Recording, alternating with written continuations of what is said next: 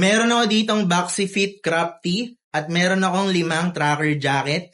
Ngayon, aalamin ko kung ano ang babagay na tracker jacket dito sa Boxy Fit crop tee na nabili ko sa TikTok. Ang susuotin ko na pantalon para dito is itong 501 na straight pants ng Levi's. Tsaka itong sapatos naman, Doc Martens. Shout out sa Doc Martens kasi wala nang Doc Martens dito sa Pilipinas.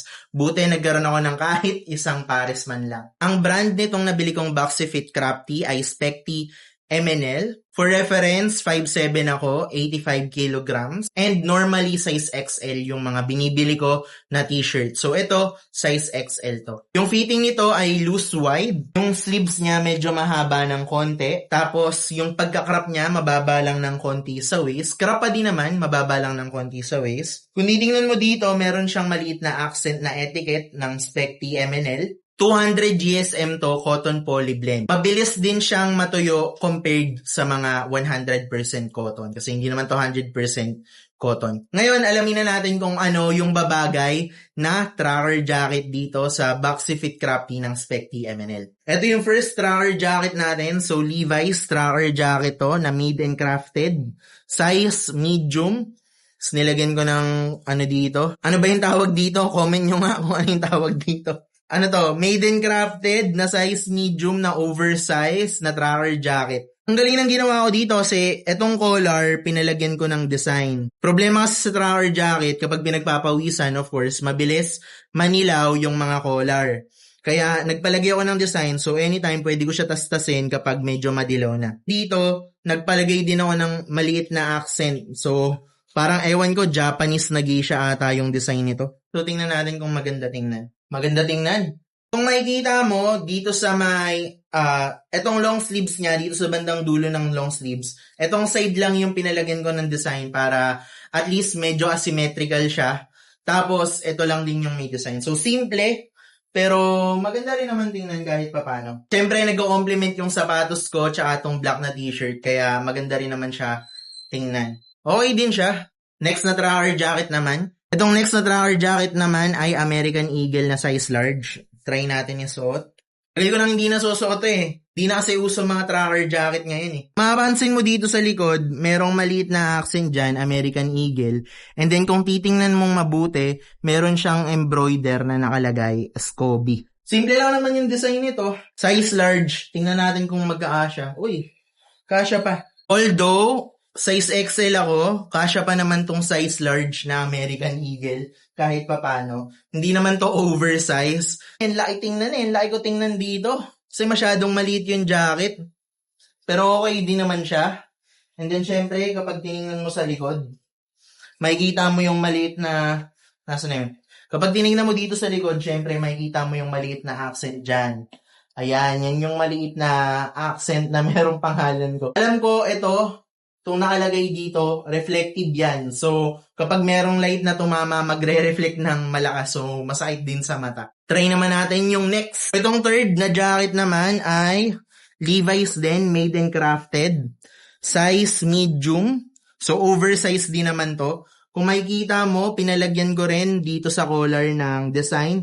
Yun nga ang reasoning ko para kapag pinagpawisan na nilaw, pwede kong tastasin and tanggalin lang and papalitan. Dito naman, makikita mo yung one side para symmetrical. Pinalagyan ko ng splatter sa kaibigan ko na artist na Blackpink. Shout out sa mga Blackpink dyan. So may splatter yan ng Blackpink hanggang dito sa likod. So isang sleeves lang yung pinalagyan ko, yung kabila wala. Dito sa likod naman, pinalagyan ko ng malaking nickname ko, Soken. And then, pinalagyan ko ng kulay pink na embroidered na diamond. Tingnan natin kung maganda. Oversize to. So, size medium na oversize. So, maliit na malaki. Yan yung itsura niya. Bagay din siya kasi parang crop yung datingan Ito yung itsura niya kapag suot ko. Ito naman yung itsura niya sa likod. Ganda rin naman siya tingnan. Sakto yung pagka-crop nitong Boxy Fit crop tee dito. O, mukhang ito yung the best na na tracker jacket para dito Pang-apat na tracker jacket. So, itong mga 4 na tracker jacket, Levi's lang to na size large. So, ito nga yung sinasabi ko sa inyo, yung collar. So, kapag wala siya nung design na sinabi ko, hindi ko siya pinatahian ng design, tingnan mo, naninilaw, and yun yung problema ng mga tracker jacket lalo na kapag pinagpawisan. Pero ang ginawa ko dito, pinalagyan ko siya ng design dito. And then isang design din dito sa gilid. So size large naman to pero hindi siya oversize.